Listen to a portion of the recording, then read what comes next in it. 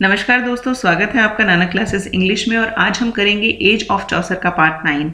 और इस पार्ट 9 में we are going to discuss PYQs। Yes friends, PYQs जो हैं वो आपकी तैयारी के लिए बहुत इंपॉर्टेंट होते हैं, क्योंकि PYQ सॉल्व करने के बाद आपको ये अंदाज़ा हो जाता है कि किस तरह के जो क्वेश्चंस हैं वो एग्जाम्स में पूछे जाते हैं। तो ये आपकी तैयारी को और मजबूत करने के लिए बहुत इंपॉर्टेंट वीडियो होने वाला है। हाँ जी, वीडियो थोड़ा सा लंबा ज़रूर हो सकता है क्योंकि काफ़ी सारे क्वेश्चंस हैं। लगभग हमने सभी क्वेश्चंस को कवर करने की कोशिश की है। 30+ क्वेश्चन जो है we are going to discuss in this video. So first question है, which Canterbury pilgrim carries a brooch inscribed with the Latin words meaning love conquers all। ये जो क्वेश्चन है रिसेंटली पार्ट 8 में हमने कवर किया था। ऑप्शन है the prioress, the monk, the wife of Bath और the squire. So right answer हो जाएगा इसका option A, the prioress. Next question है, who among the following was Geoffrey Chaucer's contemporary. जी हाँ, जॉफ्री चौसर के कॉन्टेम्परेरी से रिलेटेड मैं आपको एक बात बता देती हूँ कि जो अगला वीडियो हमारा आएगा एज ऑफ चौसर पार्ट 10, उसमें जॉफ्री चौसर के जितने भी कॉन्टेम्परेरी राइटर्स थे उनसे रिलेटेड ये वीडियो रहेगा। उनके जो वर्क्स हैं उन पे जितने भी MCQs बनेंगे उनको हम लेकर आएंगे आपके लिए, और उसके बाद एज ऑफ चौसर जो है वो कंप्लीट हो जाएगी। तो इस क्वेश्चन के लिए हमारे पास ऑप्शंस हैं, थॉमस चैटरटन, बी है जॉन गॉवर, सी है थॉमस शेडवेल एंड डी है जॉन गे। सो राइट आंसर हो जाएगा जॉन गॉवर। और जॉन गॉवर जो है उसकी कन्फेसियो अमेंटिस बहुत इंपॉर्टेंट है, उससे रिलेटेड जो MCQs हैं definitely are going to see in our next video. Next है, from among the Canterbury pilgrims which group would qualify as the upper class. तो अपर क्लास का जो ग्रुप है वो हमें आइडेंटिफाई करना है। ऑप्शंस है the partner, the miller, the nun's priest, Franklin, parson, wife of Bath, the knight, the squire और द प्रायरस, और the reeve, municipal and the clerk. So right answer हो जाएगा इसका the knight, the squire and the prioress. Next question है, John Lydgate begins his siege of Thebes with a prologue of 176 lines in which he imagines himself joining Chaucer's pilgrim in Canterbury, where he speaks with the host and agrees to tell the first tale on homeward journey. The story that Lydgate tells as the pilgrim departs from Canterbury is meant to be a companion piece too। तो देखिए बहुत ही शानदार question है, और options हमें मिले हैं partner's tale, wife of Bath's tale, knight's tale and the miller's tale. So इस क्वेश्चन का राइट आंसर हो जाएगा द नाइट्स टेल। बहुत डीप स्टडी के बाद जो ऐसे क्वेश्चंस हैं हम सॉल्व कर पाते हैं, और नेट में इसी तरह के क्वेश्चंस जो हैं वो पूछे जाते हैं। नेक्स्ट है, in the general prologue to Canterbury tales which two characters are examples of deep Christian goodness. Options है हमारे पास summoner, the parson, the ploughman, the partner, और इसका राइट कॉम्बिनेशन हमें बताना है। The right combination according to the code is, तो इस क्वेश्चन का राइट आंसर हो जाएगा सेकेंड एंड थर्ड, यानी the parson and the ploughman. Next question है, it is decided that each Canterbury pilgrim would tell in all. तो क्या decide किया गया था कि जो हर कैंटरबरी पिलग्रिम है वो कितनी स्टोरीज वो बताएगा। सो इसका आंसर हो जाएगा 4 स्टोरीज। तो 2 जो स्टोरी है वो जाते वक्त और 2 स्टोरीज आते वक्त, यानी टोटल 4 स्टोरीज जो हैं each Canterbury pilgrim would tell in. Next है, which Chaucerian text parodies Dante's the divine comedy. तो देखिए डिवाइन कॉमेडी बहुत ही पॉपुलर टेक्स्ट है जो दांते ने लिखा था, और हमें ये बताना है कि कौन सा चौसेरियन जो टेक्स्ट है वो पैरोडी करता है इसकी। तो ऑप्शन है हमारे पास Canterbury tales, the book of duchess, the house of fame and the legend of good women. So right answer हो जाएगा इसका option C, the house of fame. Next question, ये क्वेश्चन भी हम कवर कर चुके हैं। For gold in physic is cordial, therefore he loved gold in special, relates to Chaucer's। तो ये कौन से कैरेक्टर से रिलेट करता है, फ्रायर, मॉन्क, डॉक्टर या पार्टनर। सो अगर आपने पिछला वीडियो देखा है तो आप इस क्वेश्चन का आंसर बहुत आसानी से कर सकते हैं। राइट आंसर हो जाएगा option C, doctor. Next question है, the rhetorical pattern used by Chaucer in the prologue to Canterbury tales is. तो देखिए रिटोरिकल पैटर्न जो है वो यूज किया गया है चौसर के द्वारा, जो प्रोलोग लिखा गया है कैंटरबरी टेल का उसमें। तो किस तरह का रिटोरिकल पैटर्न यूज किया गया है। ऑप्शन हैं 10 syllabic line, 8 syllabic line, rhyme royal या ओटावा रिमा। सो प्रोलोग की बात हो रही है, राइट आंसर हो जाएगा 10 सिलेबिक लाइन। नेक्स्ट क्वेश्चन है, Chaucer's parliament of fowls is in part तो चौसर का पार्लियामेंट ऑफ फाउल्स है, उससे ये क्वेश्चन है। ऑप्शन है हमारे पास a puzzle, a debate, a threnody, a beast fable.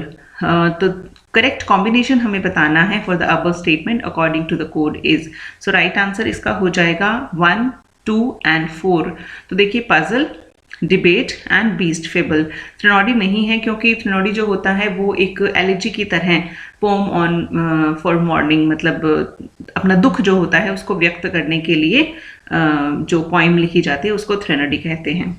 Next question है what is it that Chaucer focuses on in the depiction of the wife of Bath in Canterbury tales. तो किस तरह का depiction जो है वो किया गया है। ऑप्शन है मीकनेस, डिफाइंस, चेस्टिटी और एक्सपीरियंस। सो राइट आंसर हो जाएगा इसका डिफाइंस। नेक्स्ट है which poem by Chaucer was written on the death of Blanche wife of John of Gaunt. सो ये क्वेश्चन भी हम कवर कर चुके हैं। ऑप्शन है हमारे पास Troilus and Criseyde, the house of fame, book of duchess and the legend of good women. So right answer हो जाएगा book of duchess. Next question है which of the following statements about the Canterbury tales is true. तो इनमें से हमें true statement जो है वो फाइंड करनी है, आइडेंटिफाई करनी है। The general prologue is appended to the Canterbury Tales. In all Chaucer tales 30 tales in this work. The Canterbury Tales remained unfinished at the time of its author. The wife of Bath, the clerk, Sir Gawain, and the Franklin are the characters in tale tellers in this work. So right answer इसका हो जाएगा The Canterbury Tales remained unfinished at the time of its author's death. तो ये सही बात है क्योंकि जो जब ऑथर की डेथ हो चुकी थी, यानी जो जॉफरी चौसर हैं उनकी डेथ हो गई थी बीच में, तो वो अपने इस वर्क को कंप्लीट नहीं कर पाए थे। So this answer is right. Next है arrange the following authors in chronological order of their birth. तो देखिए हमारे पास जो ऑथर्स हैं वो हैं Oscar Wilde, William Langland, Geoffrey Chaucer, John Dryden, Alexander Pope. तो इनका हमें करेक्ट जो है वो सीक्वेंस बताना है, क्रोनोलॉजिकल ऑर्डर बताना है अकॉर्डिंग टू देयर बर्थ। तो इसका राइट आंसर देखिए हमारे पास हो जाएगा बी, सी, डी, ई, ए। बहुत ही इजी क्वेश्चन है। देखिए विलियम लैंगलैंड जो है वो उनका बर्थ जॉफरी चौसर से पहले हुआ था, तो बी, सी, उसके बाद जॉफरी चौसर, फिर डी यानी जॉन ड्राइडन, उसके बाद अलेक्जेंडर पॉप और फिर ऑस्कर वाइल्ड। नेक्स्ट क्वेश्चन है which of the following statement is not correct, यानी कि हमें इनकरेक्ट स्टेटमेंट जो है वो बताना है। Chaucer used the rhyme royal and a stanzaic form in some of his major poems. Chaucer was the author of The Legend of Good Women. Chaucer wrote in English when the court poetry of his day was written in Anglo-Norman and Latin. Chaucer wrote the book named The Governor. So right answer इसका हो जाएगा Chaucer wrote the book named Governor. बाकी देखिए सारे जो options हैं वो सही हैं, only the D option is incorrect. तो D ऑप्शन का हम थोड़ा सा एक्सप्लेनेशन देख लेते हैं। The book of the Governor, देखिए जो ये इसका ये नाम है The book named the Governor, इसी का ही दूसरा ये नाम है the book of the governor, is written by Thomas Elyot and published in 1531।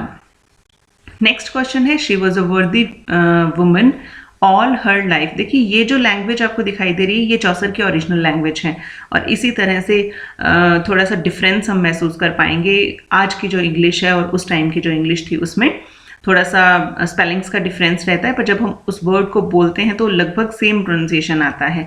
तो क्वेश्चन देख लेते हैं। She was a worthy woman all her life, house bonds husbands, at church door she had D5।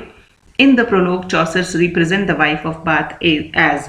तो option है हमारे पास crude and vulgar, outspoken and boastfully licentious, a witness to masculine operation, bubbling with vitality. So right answer इसका हो जाएगा option B 1, first, second and fourth. तो crude and vulgar हो जाएगा, आउटस्पोकन एंड बोस्टफुली लाइसेंशियस हो जाएगा, और जो 4 ऑप्शन है बबलिंग विद वाइटैलिटी, ये जो तीनों ऑप्शन हैं these are the correct options. Next question है the wife of Bath philosophy of marriage shows that she. तो वाइफ ऑफ बाथ की जो मैरिज की फिलोसफी है उसके बारे में ये क्वेश्चन है कि वो क्या दिखाती है, उनकी फिलॉसफी जो वो क्या शो करती है।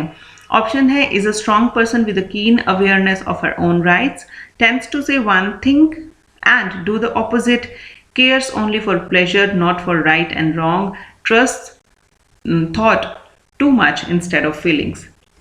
सो इसका राइट आंसर हो जाएगा option A, the wife of Bath is a strong person with keen awareness of her own rights. तो नेक्स्ट क्वेश्चन है question number 18, which tale in Canterbury Tales uses the tradition of beast fable. देखिए beast fable का मतलब होता है, आपने पंचतंत्र के बारे में सुना होगा। विष्णु शर्मा जो राइटर हैं, पंचतंत्र की कहानियां जिसमें एनिमल्स जो होते हैं वो बात करते हैं, है ना, मनुष्यों की तरह, इंसानों की तरह बात करते हैं। तो यही ट्रेडिशन का क्वेश्चन है कि इस तरह का जो ट्रेडिशन है बीस्ट फेबल का, वो कैंटरबरी टेल की किस टेल में यूज हुआ है। ऑप्शन है हमारे पास the knight's tale, the monk's tale, the nun's priest tale और the miller's tale. So right answer इसका हो जाएगा the nun's priest tale. Next question है, how did Chaucer's pardoner make his living. तो चॉसर का जो कैरेक्टर है partner, वो अपनी आजीविका कैसे चलाते थे, ये क्वेश्चन पूछा गया है। By selling stolen cattle from the neighbourhood autry, या by selling indulgences to those who committed sins, by pardoning those who stole property or committed other crimes, by assisting the friar in church services. So right answer इसका हो जाएगा by selling indulgences to those who committed sins. तो ये partner का काम था। Next है, how many legends of good women could Chaucer complete in his legend of good women. अगर आपने प्रीवियस वीडियोस देखे हैं तो these questions have been covered, most of these questions are covered in our earliest videos. So इस question के लिए हमारे पास option है 6, 7, 8 और 9। सो 9 जो है वो इसका राइट आंसर हो जाएगा। चॉसर ने अपने लेजेंड ऑफ गुड विमेन जो वर्क है उसमें 9 लेजेंड्स को कंप्लीट किया था। नेक्स्ट क्वेश्चन है, ये भी उसी लैंग्वेज में है जिसमें चॉसर ने ओरिजिनली लिखा था। Out of the gospel he tho words caught and this figure he added eek Theto, that if gold rust, why shall iron do?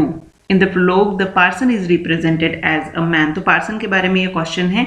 Options हमारे पास हैं, who loved money, who criticized the corrupt clergy, who practiced what he preached, who was a poor but honest clerk. So इसका right combination हमें बताना है, वो हो जाएगा 2, 3 and 4, यानी who criticized the corrupt clergy 3 हो जाएगा, who practiced what he preached, और 4 जो है वो जाएगा who was a poor but an honest clerk.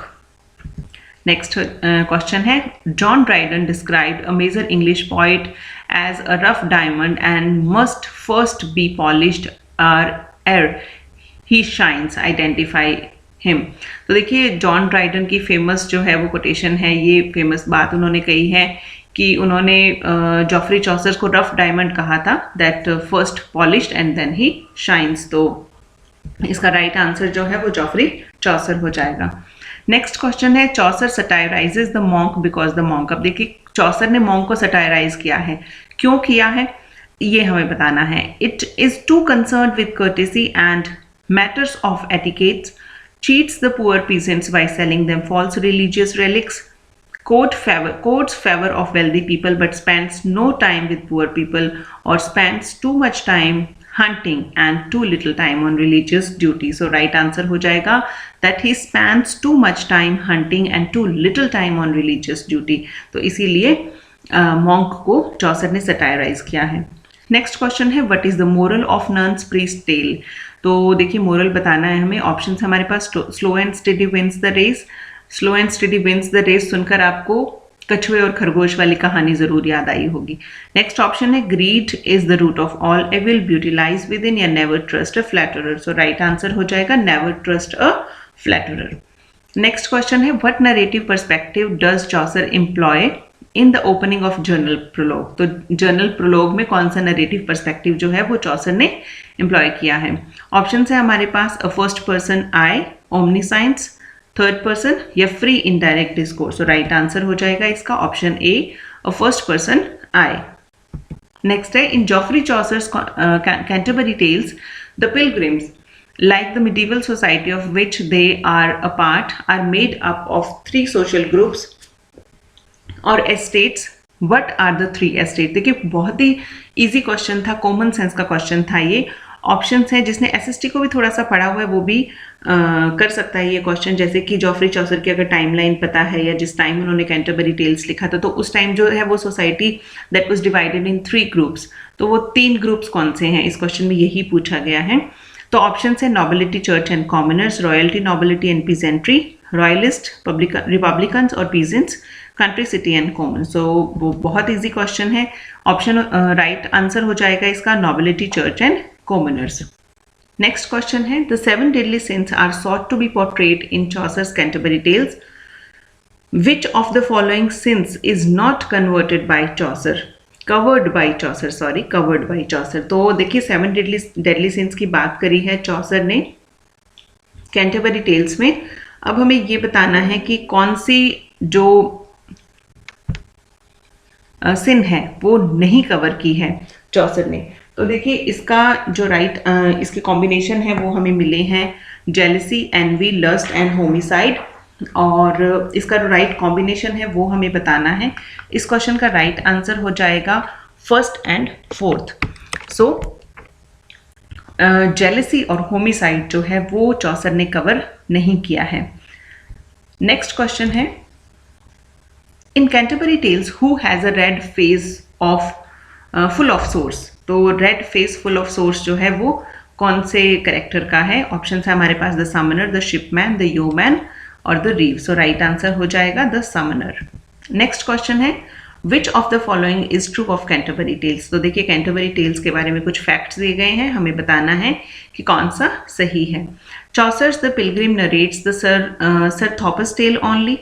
Chaucer the Pilgrim narrates the tale of Maliby only.